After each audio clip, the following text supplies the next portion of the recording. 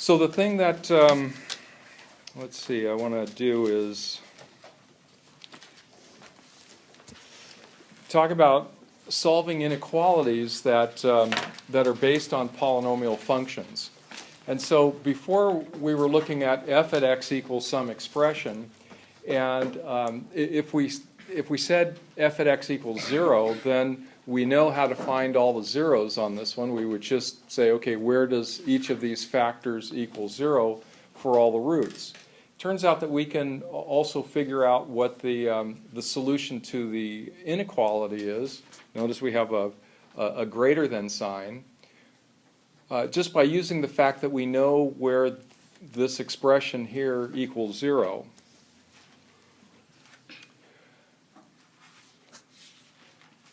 Okay, so we know that in this particular one that we get 0 when x equals -2, -1, or 1. And what we can do then is that we know with the inequality that we go from greater than 0 or less than 0 only when it crosses through the x-axis. So if in some interval this thing is negative, it's not going to be positive unless it goes through a 0. Right? Think about drawing an axis and trying to get from below the line to above the line. You go through the line at one point, and going through the line is actually where our zeros are in the equality. So in this case, since we have 3 roots, let's divide this into 4 intervals. Okay, so we'll go from -∞ to -2. So that's all the way from the extreme left up to our first root at -2. And then the second interval will be between -2 and -1. And then the third interval is from -1 to 1, and then we go from 1 to infinity. So we always end up with one more interval than the number of roots that we have, right? When you take your number line and divide it into, or you put 3 dots on it, you have 4 different segments there. So then we'll take each of the factors, and I've done something like this before, and we'll ask ourselves, if we multiply those factors together, will we get something that's greater than 0 or not? And so if we look at the first factor, x plus 2, well, that's going to be negative only if x is less than -2. Everywhere else it'll be positive, right? So for example, if x equals 0, which is in this third interval, we know that 0 plus 2 is positive. So here we got something positive.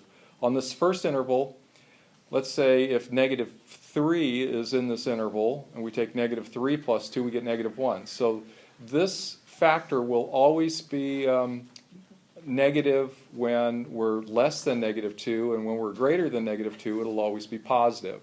So the only time that this particular factor makes us shift from either positive to negative or negative to positive is going to be at -2. So everything else it'll stay the same sign. Now with the second one, x plus 1 squared, that's always going to be either 0 or positive. And we're only talking about the intervals, what's in between these numbers, not what's at these numbers. So we can say, okay, all of these things are going, that particular factor squared is always going to be positive. Now the last one, where we have x minus 1, that's only going to be positive when x is greater than 1. If x is less than 1, it's going to be negative. So in the first 3 intervals it's going to be negative, and in the last one it's going to be positive. So let me draw a number line here, or actually let's multiply all these together. Since we have a negative factor times a positive factor times a negative factor, the whole expression is going to be positive. When we have 2 positive factors and a negative factor, that's going to be negative. Same thing with the next one, it's going to be negative. And the last one is going to be positive. So if I draw a number line here, and actually maybe I do even have it here.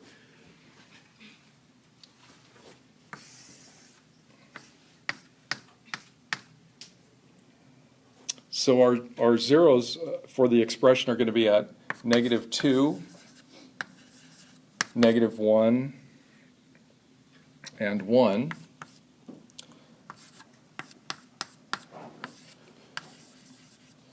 So when the expression is less than -2, it's going to be positive, so this is going to be part of the solution set here. Now when we go, and we're looking at the strict inequality here, so when x equals -2, we got 0, so we're going to exclude that from the solution. And then it doesn't become positive again until we're greater than 1. Okay, so we have this interval. And so to describe this interval, what we do is we say, okay, this goes from -infinity to -2, and then the union of that with 1 to infinity. And so here's our solution to the question, when is this thing positive? Yes? So up there, it should say 1 root of infinity. It should say 1. Yeah, I put a 2, so let me...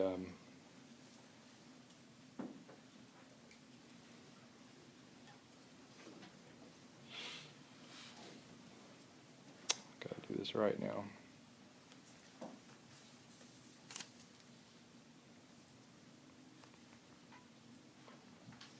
Good, thanks for pointing that out. Okay? All right, so let's look at another one here. It says you try, but I think I'm going to walk through this one. Let's say we want to solve this. We have these 3 factors, and we want to know when do these 3 factors, when multiplied together, when is it going to be less than 0? Okay, so let's look at the 3 intervals then. We're going to, or the 4 intervals, right? We're going to go from -infinity to -3, -3 to 1, and then 1 to 2, and 2 to infinity. Okay, so we know that the sign will only change when the expression crosses over 0. So we have those 4 intervals, and here's our 3 factors. And so if we look down at the first one, x plus 3, well, that's only going to be negative in this first interval, right? From -infinity to -3. And then once we're greater than -3, it's going to be positive. So we can fill all those in like so. Now the second factor, x minus 1, that's only going to be negative when we're less than 1, right? So if we're like at 1/2 or 0 or at -2 or anything like that, these first 2 intervals are going to be negative, and then this the last 2 are going to be positive, so we'll write those that way. And then for x minus 2, that's going to be negative all the way up to 2. If it's anything less than 2, that's going to be negative, so we can fill all negatives out, except when it's greater than 2, that's going to be positive. Okay, so then the question is where is it less than 0? So if we just multiply our factors, we know that the first one is going to be negative. In between -3 and 1, it's going to be positive. From 1 to 2, it's going to be negative. And from 2 to infinity, it's going to be positive. So since we're looking for less than 0, we know that the intervals that we're looking for is when this is negative. So it's going to be from -infinity to -3, and then from 1 to 2. So our solution is going to be represented like this, the union of these 2 intervals. Okay, so let's take a look at a graph of this one now. So if I were to graph those intervals, it would look like this. So anything that's down here, it'll be, that inequality will be true. And in between 1 and 2, it'll be true. Everywhere else, it'll be false. And we can check that. So if we put a 0, we know 0 is not part of the solution, but let's put a 0 in here to see what happens. We have 3 times -1 times -2, which will be positive, so we know that that's false. Now, if we think about how the function, if we took away the inequality and we made this a function, f at x equals the product of those 3, what we would get on kind of a rough graph would be something like this, where it would be, the polynomial would be shaped like this. And you can see that how this corresponds, that whenever our polynomial is negative, that's part of our solution set.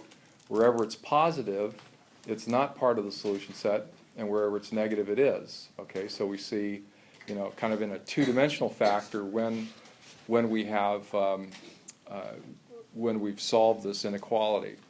So one of the things to remember about inequalities is that the solutions are generally intervals, right? Because we're talking about a set of numbers that has a characteristic of either being smaller or bigger than a number, not just exactly one number. So it would make sense that we would have some type of an interval for our solution. Now this has more applications than just looking at inequalities. We can do things like finding the domain of functions. So let's say we have this function, the square root of x squared minus x plus 6. So if we want to find the domain of this, we know that that expression inside the square root has to be 0 or more, right? It has to be 0 or positive. Otherwise, if x squared minus x plus 6 is negative, then we would be taking the square root of a negative number and we wouldn't end up with a real number. So what we have to do is just look at this from the standpoint of, okay, let's factor this and then make the statement that we know has to be true, where x minus 3 times x plus 2 has to be greater than or equal to 0. So the solution of this inequality will tell us what the domain of that function is. Okay, so I'll lay out my intervals like I did before. I have two roots to this equation here, or this expression, if I were to consider it an equation, equals 0. I would have 3 intervals, one that's less than -2, from -2 to 3, and then from 3 to infinity. And then I would look at my factors, and my first factor, x minus 3, would be negative when x is less than 3. The other factor, x plus 2, would be negative when x is less than -2, and we'd end up with two more the two other intervals. It's positive. So where is it greater than or equal to 0? Well, it's greater than or equal to 0 than the whole expression when we're at negative infinity to -2 or 3 to infinity. And so here's the interval that's the solution to this inequality here, but it also is a statement of what our domain is, because we know that will be greater than 0 for any of those. Now the one correction that we have to make now is that this thing can equal 0, and so if x equals -2, this expression equals 0, and if x equals 3, that thing equals 0 as well. So we need to actually write the solution to this thing as being negative infinity to -2, and we're going to include -2, and then take the union of that with 3, and then infinity, like so. Okay, everybody catch that? Why we would include the -2 and 3 is because it's okay if you're taking the square root of 0. You don't end up with an imaginary number. You get 0, and so that's a perfectly good solution. So while before on a strict inequality, we wouldn't include those on an inequality that includes the equals part, we include the endpoints. And of course, infinity and negative infinity are always with the parentheses, because you never actually reach those numbers. Okay, any questions on this? This is kind of the end of the polynomial thing until we get back to, until we learn about derivatives, and then we'll revisit polynomials and learn a little bit more about where it reaches maximum values and things of that sort. And we're going to talk about rational functions. Now, the word rational comes from, or what a rational function is where we have the ratio of two polynomials, and that's where the word rational comes from. It's the ratio of, in this expression, a polynomial p and a polynomial q. If we take the ratio of those, we'll have a rational expression. Rational expression, if we define it as a function, we'll have a rational function. Okay, so let's look at our toolkit functions and see the two that involve ratios of our toolkit functions is f at x equals 1 over x. And remember how this never touches 0, the x-axis here. It never touches the y-axis, but when x is positive, our function is positive. When x is negative, our function is negative. So, in other words, the reciprocal of -1 is still -1. The reciprocal of 1 is 1. And so we have all those values. As x increases, we get smaller and smaller numbers. As x decreases, we get larger and larger numbers up until we reach x equals 0. And then again, when we go from 0 to -infinity, it's increasing there, but it starts to slow down how fast it increases because we're still talking about the reciprocal. So if we have -100, we'll have f at x equals -1/100. Now we have one that's similar to it. Okay, just in notation, I don't think I've ever shown this, where we said as x approaches 0 from the negative side, and that's what the little negative means up here, that f approaches -infinity. So what I'm saying is that as x increases from the negative side, goes to 0, f goes to -infinity. And then a similar statement would be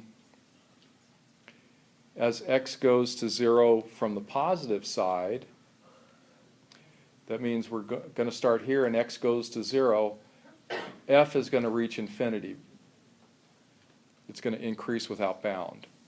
And then the two more familiar statements is as x goes to infinity, f goes to 0, and as x goes to -infinity, f also goes to 0. So there's four statements in describing both the short-term and the long-term behavior of this function. So the other toolkit function that we have that's similar to this is f at x equals 1/x squared. Now this one looks the same, except when we square something, of course, we make a negative positive. And so it will look similar to it. I guess if we plotted one over the other, we would have some differences. Obviously, 1/2 is different than 1/2 squared. So the shape of the curve will be slightly different, but the general characteristics of it on the positive side are the same as 1/x. But on the negative side, we have now a positive f at x. And so we have no values that give us a negative value of the function. So if I were to describe this with the same kind of shorthand that I used before, as x goes to 0 from both directions, f goes to infinity. And of course, as f goes to infinity, or as x goes to -infinity, f goes to 0. So these are two functions that are pretty important in looking at how rational functions will behave. Now, if we have higher degrees, like if we have 1/x cubed, or 1/x to the 4th, or 1/x to the 6th, or things, the even numbers will behave like 1/x squared, and the odd-numbered exponents will behave like 1/x. There'll be different values, but the general shape of the curve will be about the same. Okay, so let's look at this now in terms of some translations, like what we did before. We're going to talk about asymptotes. And what an asymptote is a line that you're basically approaching a value but never get there. Okay, so in our toolkit function, f at x equals 1/x, the asymptotes are x equals 0, that's a horizontal, or that's a vertical asymptote, that's the y-axis, or y equals 0 is the x-axis, which is the horizontal asymptote. So let's look at a function. Here we have our reciprocal function. What happens when we just add 2 to this? Well, the whole graph just goes up 2, right? So instead of having an asymptote at y equals 0, we now have a horizontal asymptote at y equals 2. Okay, so it moves this whole graph up by 2, and instead of never reaching 0, it will reach 0, or it will reach 0 at this one point, but what it'll never reach is 2.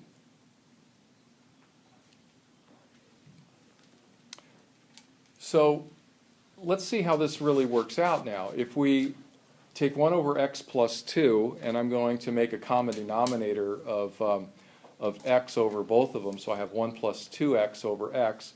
Let me rewrite that to be in a standard polynomial order of having the highest degree first. So we have 2x plus 1 over x. Now what's going to be key here is that we have, number one, that the degree of both the numerator and the denominator are equal.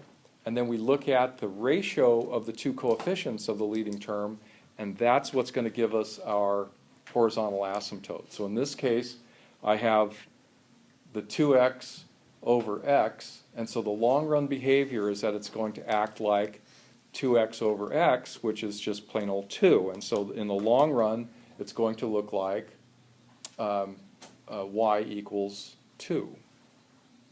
Never going to quite get there because we still have this plus 1 here that throws it off a little bit. But the tendency is going to be to go to y equals 2. Okay, so we're looking at the ratio of the leading terms. And I'm sorry for those of you in the back, the small writing, but it says, note the ratio of the leading terms. The key here is that when we have a polynomial that has a certain degree in the numerator and the denominator, if they're equal, then we look at the ratio of the coefficients to get where that horizontal asymptote is. Okay, so let's look at one that now, instead of adding 2, we're going to subtract 2 from x and define that as our function. Okay, so what happens here? When we have our general f at x minus h plus k, I've already added 2 here. Okay, so let's forget about the 2 now, and let's subtract 2 and see what happens.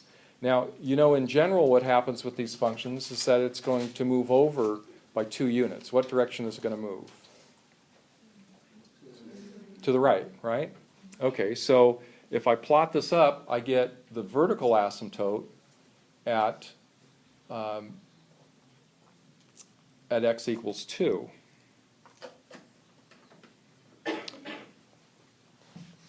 Okay, so if I substitute this x minus 2 in the in my toolkit function of 1 over x, what I get is 1 over x minus 2. Now notice here that when x equals 2, the denominator is 0, and we can't have that. So what an asymptote indicates is what values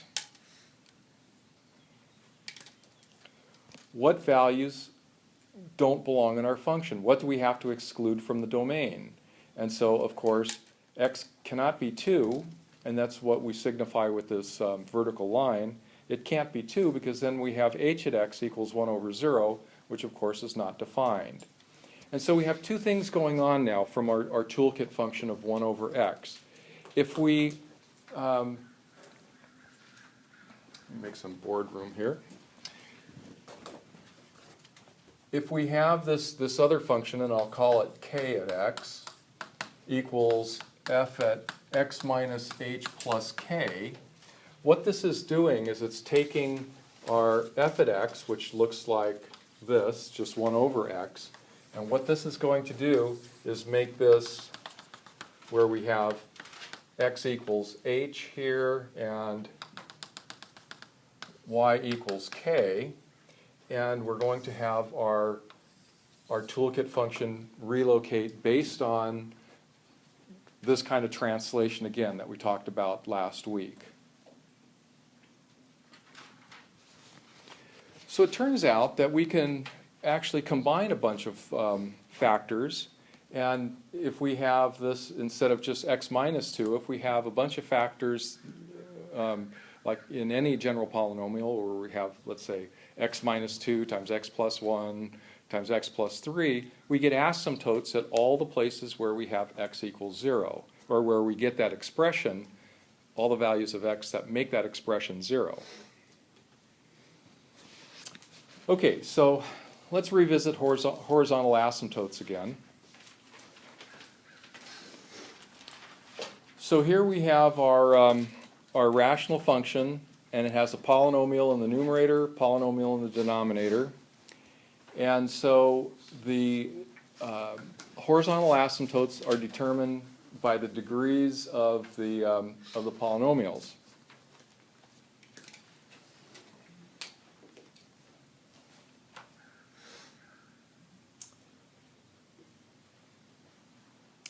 Okay, so when we get a horizontal asymptote, we only have one of them.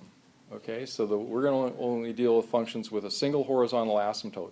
That means that the long run behavior, both as x goes to infinity and x goes to negative infinity, is going to go to the same value.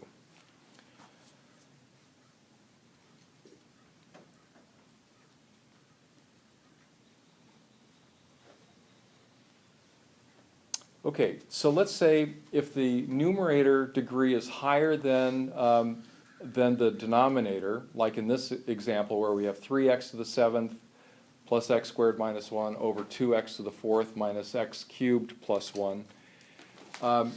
We notice that the degree of the polynomial in the numerator is 7 and in the denominator it's 4.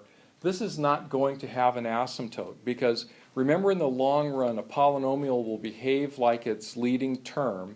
And so let's say x goes to x increases without bound up to infinity. It's going to behave like 3x to the 7th over 2x to the 4th. And if we reduce that, it's going to behave just like the ratio of the leading terms, which is going to be 3/2 x cubed. And you know how that's going to behave, both when x is extremely to the left in negative values or extremely to the right in positive values. So the ratio of this polynomial will look exactly like that. Now the short-term behavior is going to look very, very different. But the long-term behavior, it's going to behave like 3/2 x to the x cubed. So as x increases without bound, we're going to get a very large number. It's going to tend to infinity. As x gets very small, large magnitude negative numbers, is going to go to negative infinity. Okay, so let's say if the denominator now is the higher. As x goes to infinity, the function is going to go to 0. So let's have an example before we get to this one here. So if I have just the reciprocal of this, of that one that says f at x equals 2x to the 4th minus x cubed plus 1 over 3x to the 7th plus x squared minus 1. So this is the reciprocal of the first example. This is going to behave in the long run approximately like 2x to the 4th over 3x to the 7th, which is going to be 2/3. And we're going to have an x cubed in the denominator. So this is going to go to 0. As x gets really, really big, this is going to go to 0. So we don't have well, we do have an asymptote, and the asymptote is going to be y equals 0. So it's going to tend to 0. Now, if the degrees are the same, we're going to have just what we had on the previous slide. So we take the ratio of the coefficients.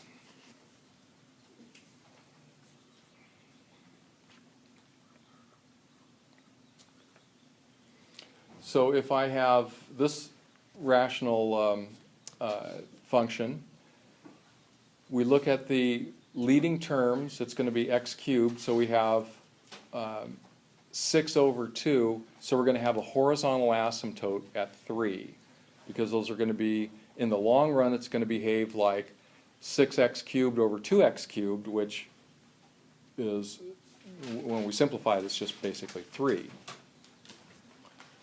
Okay, I'll let you catch up on that. And I apologize for the small writing. This was originally written considering a smaller class, but remember that the notes are posted online. So if you don't, reach everything, and in fact, you may want to, kind of take this as a strategy that, make sure you're listening to what I'm saying, and what you can write down is you can skip some words, or you can just, write, see example or something, and reconcile your notes then with the notes that I'll post on Moodle.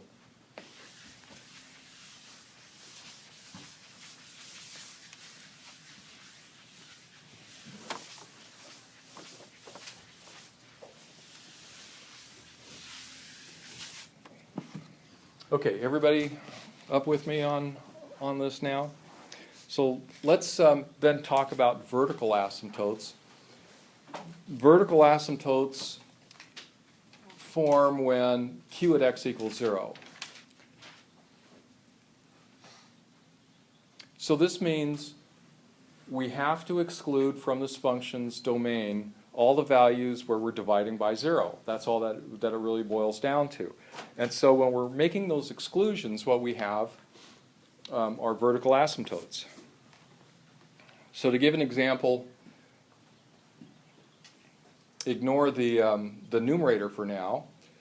We have this polynomial that's factored in the denominator, and so we know just by reading where my zeros are in this polynomial that I have vertical asymptotes at x equals 1, x equals -2, and x equals 3. Okay, so then remember the short-term behavior of 1 over x, it alternates at the asymptotes. And so if I were to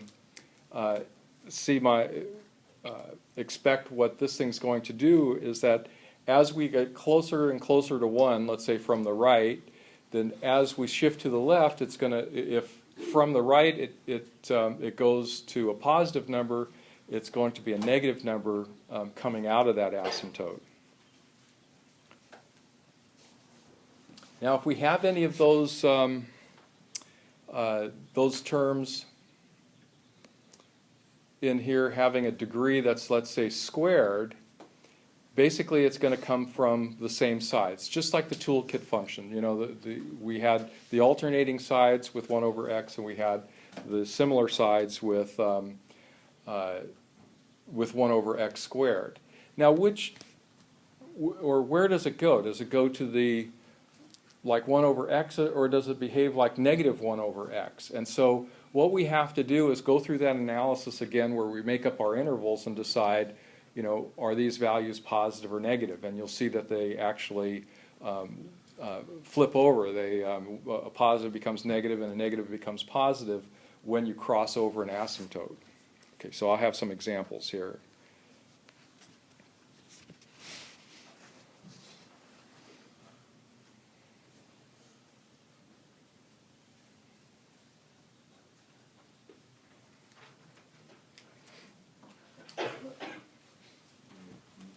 Yeah, too fast, huh? Okay.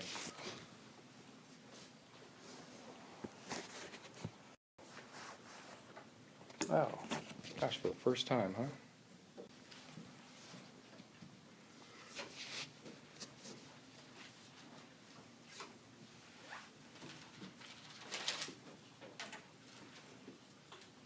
Okay, can I go on?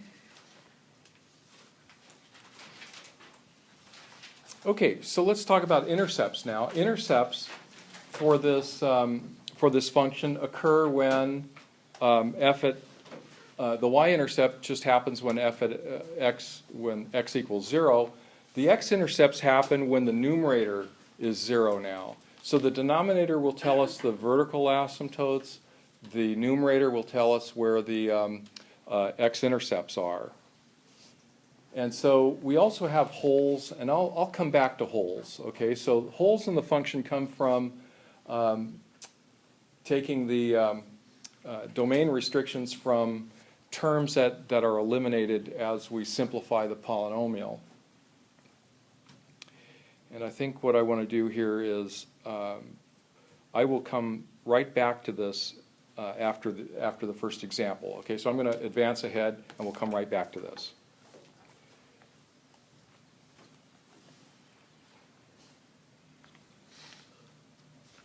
Okay, so let's start with this polynomial. Now, the first thing we do with these rational functions is we factor them the best we can. And so this thing is, I don't know, can everybody see the numbers here? Or should I write them out a little bit larger for you? This is f at x equals 2 times x plus 1, and then x minus 2, all over x minus 1, and x plus 2. Okay, so let's see what we know about this one by inspecting the factors.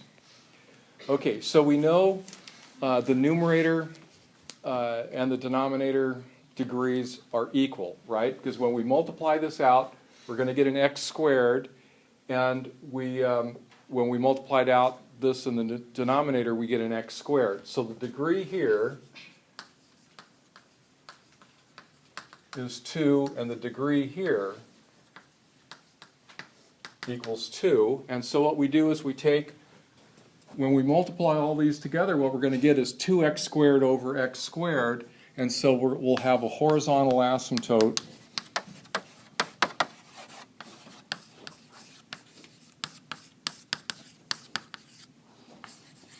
at y equals 2. Okay, so the next thing that we look at is the denominator, and we're going to say, okay, the denominator is going to give us vertical asymptotes. So we know we're going to have vertical asymptotes at x equals 1 and x equals minus 2 because that's where the denominator is 0. So we have our vertical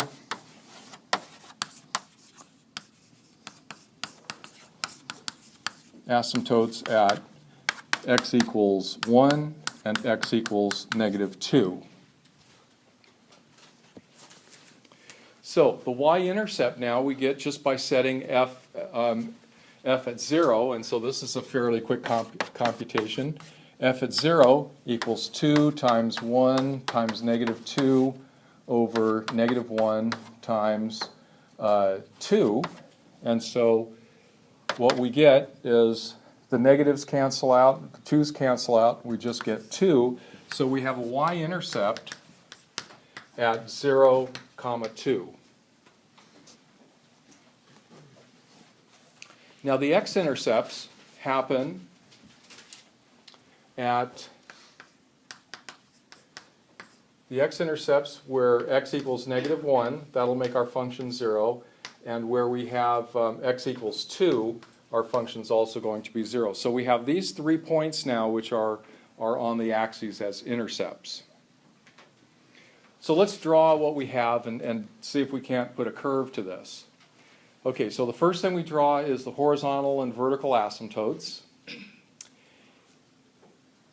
So that's at x equals 1, x equals negative 2, and y equals 2. And then we'll put in our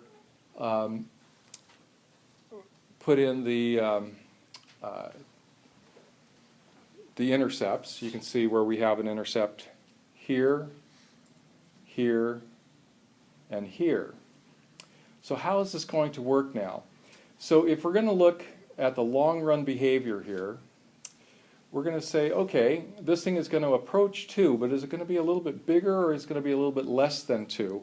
Well, it's not going to cross the asymptote, okay? It's going to stay just below it, and we already have a value that puts it below the asymptote. And then as it approaches this asymptote, it's not going to turn around. There's nothing to make it turn around.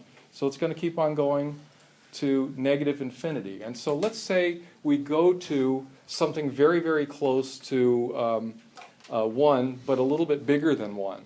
Okay, so we're still on the right side of the asymptote. So a little bit bigger than 1 means this is positive, this is going to be negative, this is positive, and this is positive.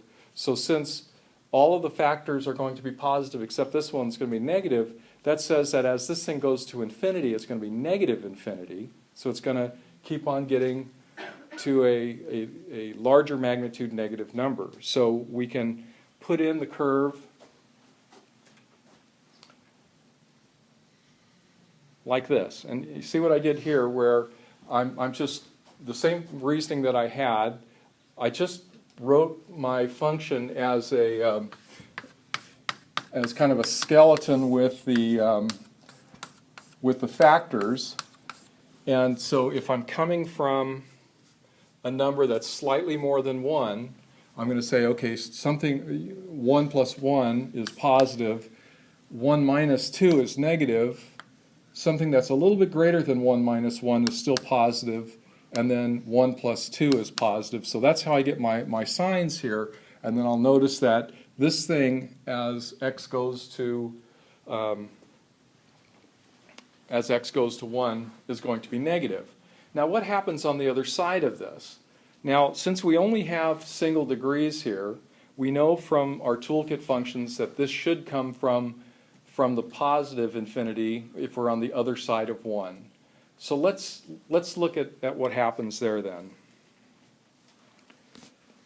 Okay, so as we go slightly less than 1, and we're getting closer and closer to 1. This is still positive.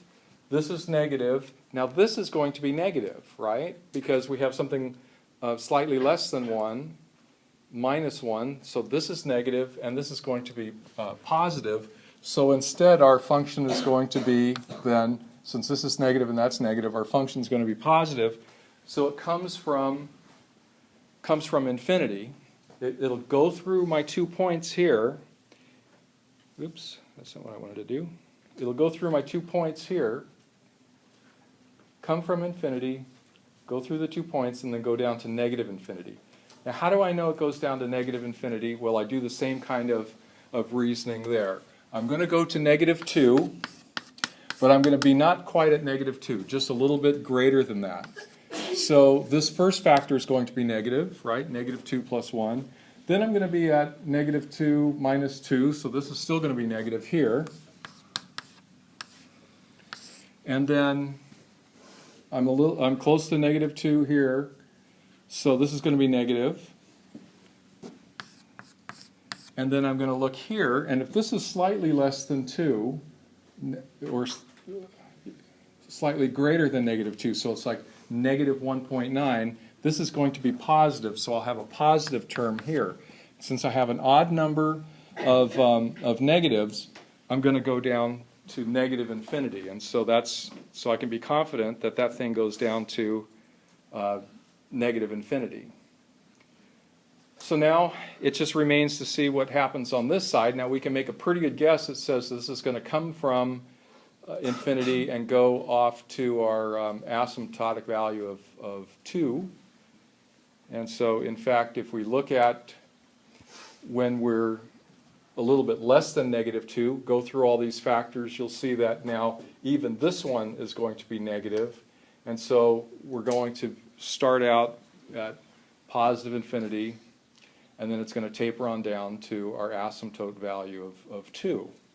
And so here's a sketch then of this particular function. So again, the process is we find our asymptotes, we find our intercepts, and then we make some sort of assessment. Are we talking about positive or negative infinity, a little bit above or a little bit below our asymptote in the case of the horizontal line?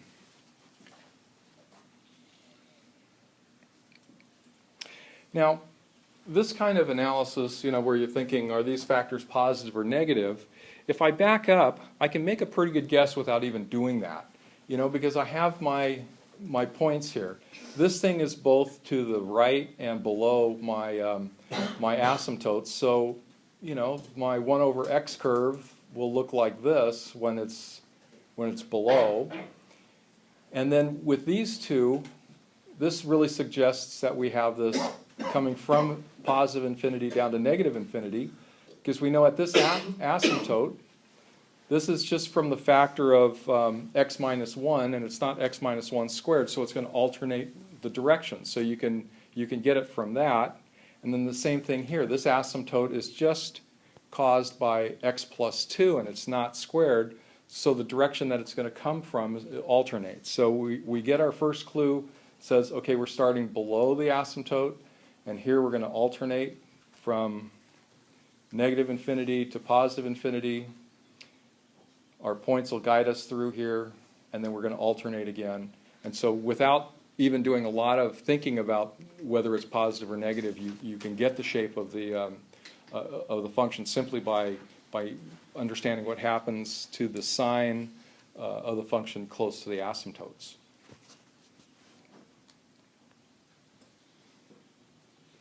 Okay, so do another example.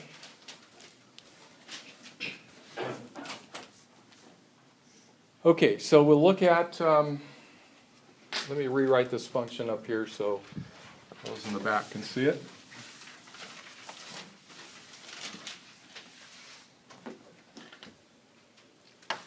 So we have f at x equals x plus 3 over x plus 1 squared, x minus 2. Okay, so the long-term behavior, when we multiply out our polynomials in the numerator and the denominator, we're having a higher degree in the denominator. that means our long-term behavior as x goes to infinity and x goes to negative infinity is that f is going to go to 0. Okay, so long-term as x goes to infinity, f is going to go to 0, and as x goes to negative infinity, f is also going to go to 0. Okay? Vertical asymptotes are caused by division by the places where we would get division by 0. And so we have a vertical asymptote at x equals -1 and x equals 2. So here's our vertical asymptotes.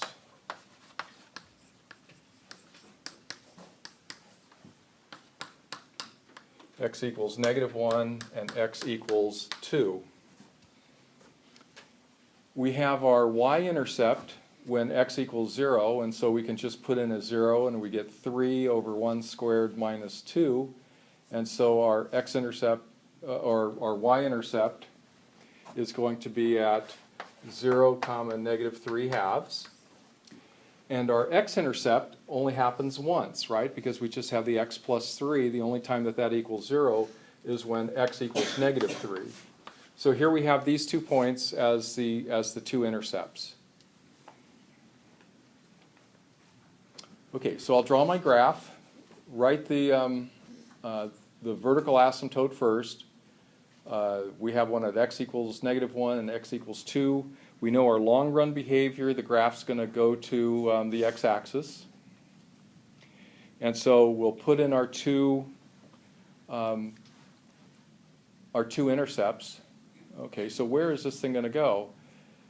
So if we look at large positive numbers here, okay, this is going to be positive, this is going to be positive, and anything greater than 2, this will be positive. So we know that on this side, we're going to have this, this behavior where it's going to go from, I guess that's just what I said, it's going to go from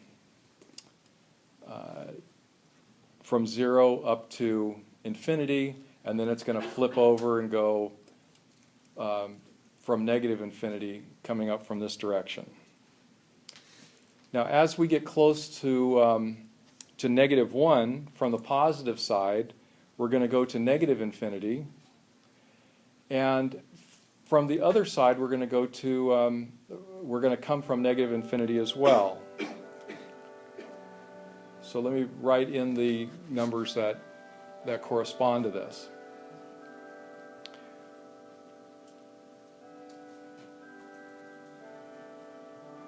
Okay, so go down the list here.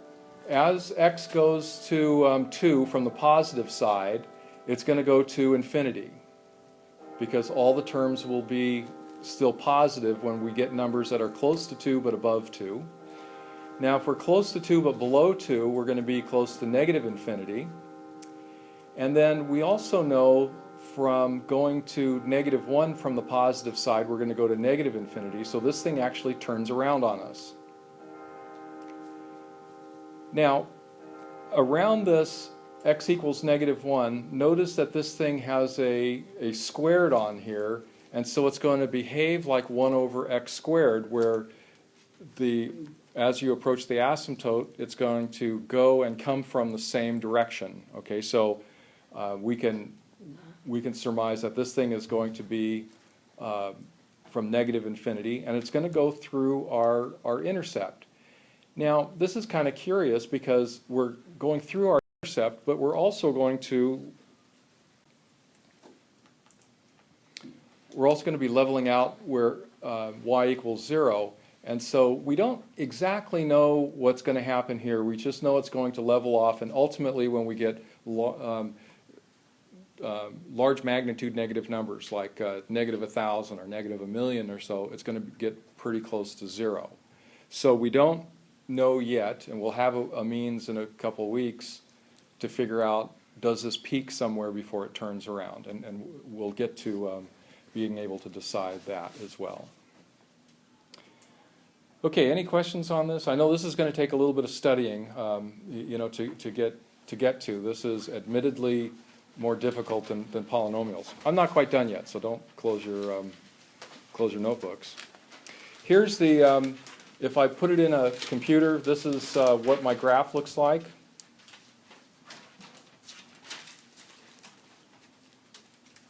Okay, so we can also go the other way around where we can make equations from the graphs. So let's say I'm going to make a sketch of a graph here that, that has vertical asymptotes at -1 and 1. Okay, so x equals 1, x equals -1 are my vertical asymptotes. My intercept is going to be 0 and 2, 2 and 0, and no intercept here. We can actually write the equation for this function by doing what we know. Okay, so the long run behavior says that the function approaches 0. So the denominator degree is going to be higher than the numerator degree. That's the conclusion we make from that. The vertical asymptotes we know are going to, since they're at x equals 1 and x equals -1, that we have these factors. So we'll put in the fact that we have this x minus 2, which will give us the 0 right here. The x plus 1 and the x minus 1 gives us the asymptotes. So the only thing that remains now is to calculate what a is. And so if we calculate a by inserting the value that we know, f at 0 equals 2, then we know that a equals 1, and so we have our function like this.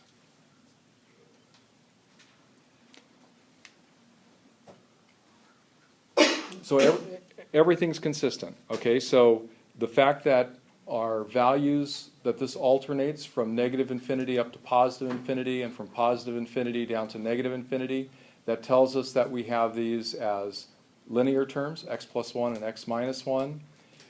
If we multiply that out, we get a second degree, and we have only one place where we have an x-intercept, so we're good from the degree there. And then it's really a matter of finding a. Okay, so I won't actually go over this particular example, but I suggest you read it in the notes that'll be posted tonight, and you'll have a few of these to do on Friday, and we'll cover just about the whole homework on Friday, because I know this is a little bit more difficult topic. So turn in your homework up here.